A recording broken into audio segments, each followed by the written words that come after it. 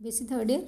आज हम बात करेंगे पौधों में जल अवशोषण कैसे होता है और उसमें से अवशोषण के बाद में पादपों में जो जल है वो ऊपर कैसे जाता है। तो जल अवशोषण व रसारोहण के बारे में बात करेंगे। पौधे जो हैं मिट्टी में जो जल प्रेजेंट होता है, उपस्थित होता है, उससे पानी का अवशोषण करते हैं। जो मिट्टी में टोटल कुल जल की मात्रा होती है उसको हम होलार्ड बोलते हैं। और ये जो पानी होता है ये अलग अलग प्रकार के पानी से बनता है। बहुत सारे तरह के पानी एसोसिएटेड रहते हैं मिट्टी में। उनमें से कुछ ही प्लांट्स को अवेलेबल हो पाता है और काफ़ी सारे जो वैरायटी है प्लांट्स की पानी की, वो प्लांट्स को अवेलेबल नहीं होती है। तो एक जो जल है वो उसको बोलते हैं वहा जल या रन ऑफ वाटर, जो कि जैसे बारिश आती है तो मिट्टी की सतह पर होता है और वो बह जाता है। तो ये जो पानी होता है रन ऑफ वाटर, ये प्लांट्स को नहीं मिलता है। सेकेंड टाइप ऑफ वाटर जो है उसको बोलते हैं गुरुत्वीय जल या ग्रेविटेशनल वाटर। ग्रेविटेशनल वाटर वो पानी होता है जब बारिश के बाद में जो पानी बह जाता है उसके बाद में मिट्टी में रहता है कुछ देर के लिए, लेकिन वो नीचे चला जाता है ग्रेविटेशनल फोर्स के कारण। तो चूंकि ये मिट्टी में ऊपरी सतहों पर नहीं रहता है, नीचे चला जाता है, तो ये प्लांट्स को अवेलेबल नहीं होता है। और अगर देखा जाए तो हमें जितने भी वाटर बॉडीज़, जैसे कुएं में इस तरह के जो वाटर बॉडीज़ होती हैं, उनमें जो पानी मिलता है वो ग्रेविटेशनल वाटर ही होता है। तीसरा टाइप जो है केशिका जल या कैपिलरी वाटर। ये जो मिट्टी के कण होते हैं उन पे एक परत के रूप में डिपॉजिट होता है और जो कैपिलरी स्पेसेस होते हैं, बारीक बारीक स्पेसेस, उनके अंदर होता है। और इसे हम मृदा जल धारिता, फील्ड कैपेसिटी भी कहते हैं इस तरह के जो वाटर होता है उसको। चौथा टाइप का जो पानी है आर्द्रताग्राही जल, हाइग्रोस्कोपिक वाटर कहते हैं। ये जो भी मिट्टी में कोलॉइडल पार्टिकल्स होते हैं, कण होते हैं, उनके साथ में जो कोहेसिव फोर्स के कारण से उनसे जुड़ा हुआ रहता है वो वाटर है। ये पानी भी प्लांट्स को अवेलेबल नहीं होता है। पांचवा टाइप जो है वह है रासायनिक जल या केमिकली बाउंड वाटर। ये वो पानी है, वो वाटर मॉलिक्यूल्स हैं जो कि मिट्टी में जो मिनरल एलिमेंट्स होते हैं, सॉल्ट्स होते हैं, उनसे जो जुड़े हुए रहते हैं। तो जैसे आप कोई सॉल्ट लिखते हैं सपोज, तो उसके साथ में जब 3 मॉलिक्यूल्स ऑफ वाटर एसोसिएटेड होता है तो वो उस सॉल्ट के साथ में जुड़ा हुआ रहता है। आप उसको किसी भी तरह से उससे अलग नहीं कर सकते हैं। तो जितनी भी 5 वैरायटी हैं, वहा जल है, गुरुत्वीय जल है, केशिका जल है, आर्द्रताग्राही जल है और रासायनिक जल है, उनमें से केवल केशिकीय जल जो होता है वही प्लांट्स को अवेलेबल। अब ये है कि जो पानी जो भी अवेलेबल है वो उसका अवशोषण कौन करता है। तो प्लांट्स में जो मूल तंत्र होता है वो इसके लिए उत्तरदायी होता है। अब रूट सिस्टम के अंदर आप देखेंगे कि बहुत बड़ा रूट सिस्टम है, तो उसमें से कौन सा क्षेत्र जो होता है वो जल शोषण के लिए उत्तरदायी होता है। मुख्य रूप से अगर हम देखें तो मूल रोम क्षेत्र जो होता है उसके द्वारा जल का अवशोषण होता है। ठीक है, मूल रोम की जो वॉल होती है वो पानी और जो सॉल्ट्स होते हैं उनके लिए पारगम्य होती है। इस चित्र में आप देख रहे हैं डिफरेंट तरह का पानी जो कि होता है, उनमें से सिर्फ कैपिलरी वाटर जो है वो अवेलेबल है, बाकी पानी प्लांट्स को अवेलेबल नहीं होते हैं। इस चित्र में आप देख रहे हैं जो रूट का ये लॉन्गिट्यूडिनल सेक्शन है, लंबवत काट है, उसमें विभिन्न क्षेत्र दिखाए गए हैं जो कि इसमें प्रेजेंट होते हैं। और उसमें से अगर हम देखें तो मुख्य रूप से रूट कैप का जो क्षेत्र होता है वो इम्परमेएबल होता है। फिर रूट कैप के बाद में एक क्षेत्र होता है जिसमें कि सेल इलोंगेशन का जोन होता है, जिसमें कि डिफ्रेंसिएशन हो रहा होता है जाइलम एलिमेंट्स वगैरह का। तो वो वाला क्षेत्र में भी पानी का एब्जॉर्प्शन बहुत कम होता है। ठीक है, मेनली जो अगर आप देखेंगे तो वो जो रूट हेयर वाला जोन आपको दिख रहा है उसमें ही पानी का एब्जॉर्प्शन फास्ट होता है। अब क्रियाविधि देखेंगे कि मैकेनिज्म क्या है, किस किस तरह से वाटर एब्जॉर्प्शन हो सकता है। तो जितने भी मेथड्स बताए गए हैं उनमें से 2 तरीके बताए जाते हैं। सक्रिय अवशोषण, जिसमें कि मूल रोम कोशिकाओं का सक्रिय सहभागिता होती है कि वो इम्पॉर्टेंट रोल प्ले करते हैं रूट हेयर उसके अंदर एक्टिव एब्जॉर्प्शन में।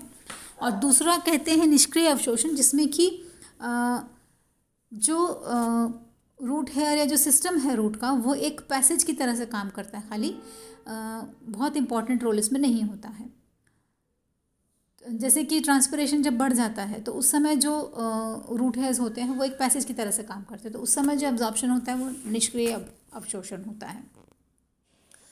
अब सक्रिय अवशोषण में अगर हम देखें तो दो प्रकार के बताए गए हैं, एक परासरणी प्रक्रम ऑस्मोटिक मैकेनिज्म और दूसरा होता अपरासरणी प्रक्रम द्वारा सक्रिय अवशोषण।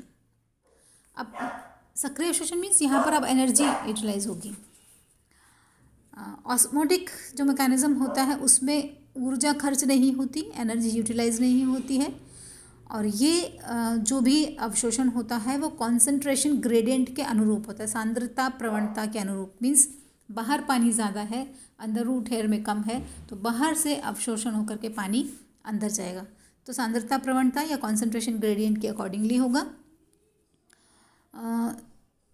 जो अपरासरणी होता है उसके अंदर एक तो एनर्जी का यूटिलाइजेशन होता है, दूसरा ये कॉन्सेंट्रेशन ग्रेडियंट के अगेंस्ट में भी काम करता है। इसका मतलब कि अगर पानी की मात्रा बाहर मिट्टी में कम लग रही है और प्लांट में ज़्यादा है, फिर भी पानी का एब्जॉर्प्शन, जल का अवशोषण होगा, और इसके अंदर एटीपी यूटिलाइज होता है, जो अपरासरणी प्रक्रिया है उसके द्वारा। ड्यूट्रोचेट ने 1837 में इस मेथड के बारे में बताया था। बाद में और भी लोगों ने इसको विकसित किया। इनका ये मानना है कि जल का जो गमन होता है चूषण दाब प्रवणता सक्शन प्रेशर ग्रेडियंट के अनुसार होता है। तो सेल सेप का जो ऑस्मोटिक प्रेशर होता है लगभग 2 से 8 एटमॉस्फेयर का होता है, जबकि सॉइल में जो सॉल्यूशन होता है उसका जो ऑस्मोटिक प्रेशर होता है वो 1 एटमॉस्फेयर से भी कम होता है। तो पोटेंशियल, वाटर पोटेंशियल ज़्यादा होने के कारण जो मिट्टी से जो पानी है वो जल के अंदर, रूट हेयर के अंदर एंटर करता है। अपरासरणी प्रक्रम के अगर हम देखें तो यहाँ पर जैसे मैंने बताया एटीपी खर्च होता है। मूल रोम का जो सॉल्यूशन कॉन्सेंट्रेशन है या कोशिका रस का जो कॉन्सेंट्रेशन है मृदा जल से कम हो तब भी अवशोषण हो सकता है। इसके लिए जो ऊर्जा है वो रेस्पिरेशन से जो प्राप्त होते हैं एटीपीज उनके द्वारा बनती है, उनसे वो यूटिलाइज होती हैं। इसमें काफ़ी सारे साइंटिस्ट ने इसके बारे में बताया, थीमेन है, बेनेट है, बोगनप्रेल है, क्रैमर है, इन सब ने ये बताया कि एनर्जी को यूटिलाइज करके पानी का अवशोषण होता है। श्वसन से जो भी एटीपी बनते हैं वो इसको प्रभावित करते हैं। तो इसमें जो भी फैक्टर्स हैं जो रेस्पिरेशन को अफेक्ट करते हैं या जो भी एटीपी के बनने की प्रक्रिया को अफेक्ट करते हैं, वो सब जो प्रोसेसेस हैं वो एब्जॉर्प्शन के प्रोसेस को भी अफेक्ट करेंगे। परासरणी प्रक्रिया को देखें, मूल रोम से जो जल होता है वो एक कोशिका से दूसरी कोशिका में आता है और रूट हेयर से फिर कॉर्टेक्स में जाता है, कॉर्टेक्स से फिर अंतःत्वचा या एंडोडर्मिस में जाता है, फिर एंडोडर्मिस के नीचे परिरंभ या पैरासाइकल रीजन होता है उसमें जाता है। इसके बाद में वहाँ से फिर जाइलम में पहुँच जाता है और वहाँ से फिर ये ऊपर की तरफ इसकी मूवमेंट होती है। पैसिव एब्जॉर्प्शन को अगर हम देखें तो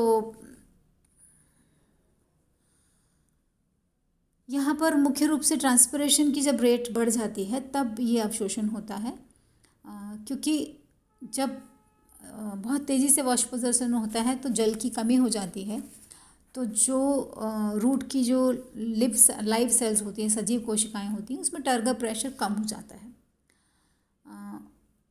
पानी का जो तीव्र गमन से वो सारे सॉल्यूट्स हट जाते हैं और ये इसके सेल की सक्रियता पर निर्भर करता है। बहुत रैपिड अगर वाष्पोत्सर्जन हो तो जल पर तनाव पड़ता है, चूषण बल लगता है, सक्शन प्रेशर एक क्रिएट होता है जो पत्तियों में उत्पन्न होता है। एक्चुअली ट्रांसपिरेशन कहाँ हो रहा है? पत्तियों में। तो वहीं से सक्शन क्रिएट होता है और वो सक्शन पूरा रूट, मतलब इतना ज़्यादा सक्शन प्रेशर क्रिएट होता है कि वो रूट तक पहुँच जाता है और वो पूरा एक पैसेज की तरह से, एक कॉलम की तरह से काम करता है और जल जो है वो ऊपर खींच लिया जाता है by suction pressure which is created in the leaves due to transpiration. Root cells का जो डीपीडी है, डिफ्यूजन प्रेशर डेफिसिट, वो बढ़ जाता है तो वाटर का एब्जॉर्प्शन भी जो है बढ़ जाता है। ये एब्जॉर्प्शन जो है ये पैसिव एब्जॉर्प्शन है। ठीक है, क्योंकि रूट सेल्स जो है सिर्फ एक पैसेज की तरह से काम कर रहे हैं, प्लेस दे रहे हैं, एक जगह दे रहे हैं वो, जिसके थ्रू की पानी जा रहा है, एक पाइप की तरह से एक तरह से काम कर रहे हैं। अगर हम देखें प्लांट्स में तो लगभग 98% जो पानी का अवशोषण होता है वो ट्रांसपिरेशन पुल के द्वारा, निष्क्रिय अवशोषण के द्वारा होता है। ठीक है, और रूट में जो जल का पैसेज है किधर से जाता है पानी, वो मुख्य रूप से एपोप्लास्ट के द्वारा कहा गया है, जो कि सेल वॉल इंटरसेलुलर स्पेसिस होते हैं। इनमें कोशिका भित्ति और अंतरा कोशिकी जो स्पेसिस होते हैं वो शामिल होते हैं। ये फ्रेंच एटाल ने 1996 में बोला। एंडोडर्मिस में सुबेरिन पट्टियाँ जो होती हैं, प्लेट्स होती हैं, वो जलरोधी होती हैं। तो इनसे फिर जो पानी है वो सिम्प्लास्ट, मतलब जो साइटोप्लाज्म होता है, पेरिफेरल साइटोप्लाज्म सेल का, और सेल मेम्ब्रेन के माध्यम से यहाँ से ट्रांसफ़र होता है। तो कौन कौन से फैक्टर्स इसको अफेक्ट करते हैं एब्जॉर्प्शन को? सॉइल टेम्परेचर अफेक्ट करता है। एक लिमिट तक अगर टेम्परेचर को आप इंक्रीज़ करते हैं तो जल का अवशोषण भी बढ़ता है। बहुत लो टेम्परेचर होगा तो परमिएबिलिटी कम हो जाती है, पानी का विस्कोसिटी जो होती है, जल का क्षयांता जो होती है वो भी बढ़ जाती है, तो ग्रोथ भी कम होती है, इसलिए एब्जॉर्प्शन जो है वो कम होता है।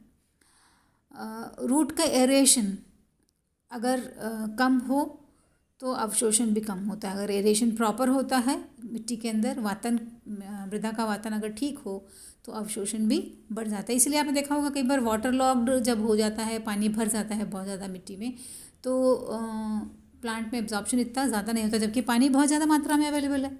लेकिन सॉइल में ऑक्सीजन नहीं मिलती है सॉइल को, तो ऑक्सीजन कॉन्सेंट्रेशन कम होने के कारण से, कार्बन डाइऑक्साइड बढ़ जाने से एब्जॉर्प्शन जो है वो नहीं होता। और सॉइल में ऑर्गेनिक एसिड्स की जो कॉन्सेंट्रेशन है वो भी बढ़ जाती है, तो भी अवशोषण जो है वो कम हो जाता है, बिकॉज पीएच चेंज हो जाता है। फिर सॉइल का विलयन की सांद्रता, कॉन्सेंट्रेशन ऑफ सॉइल सोल्यूशन भी अफेक्ट करती है। अगर ये बहुत ज़्यादा होता है तब भी पानी का अवशोषण जो है वो कम होता है। ये चित्र में पैसेज दिखाया गया है कि रूट हेयर से पानी जो है एब्जॉर्ब होता है, और फिर कॉर्टिकल सेल से होता हुआ एंडोडर्मिस, एंडोडर्मिस से फिर लाइव सेल्स में जाकर के जाइलम में जाता है, जाइलम से फिर ये सीधा ऊपर की तरफ चला जाता है।